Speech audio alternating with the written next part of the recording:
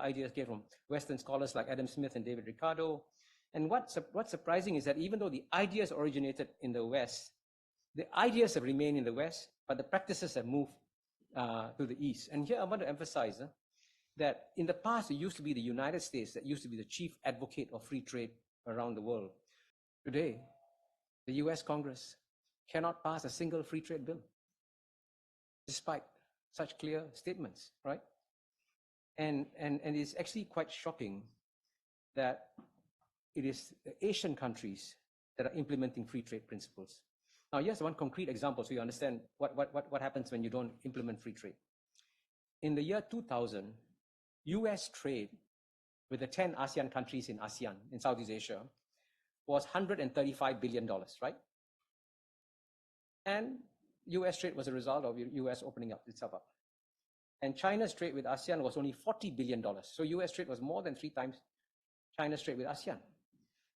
But by 2021, US trade with ASEAN had grown significantly, almost 3 times, from 135 to $380 billion, almost 3 times. But China's trade with ASEAN, because China had signed a free trade agreement with ASEAN in 2001, went from 40 billion, and last year it hit 975 billion. An increase of 25 times in 20 years. I can tell you, this has never happened before. Never. You look at the trade between the 2 largest economic entities in the world. The United States and the European Union are the 2 largest economic entities in the world. They've had trading relationships for hundreds of years. What is the total trade? 900 billion. Less than China and ASEAN.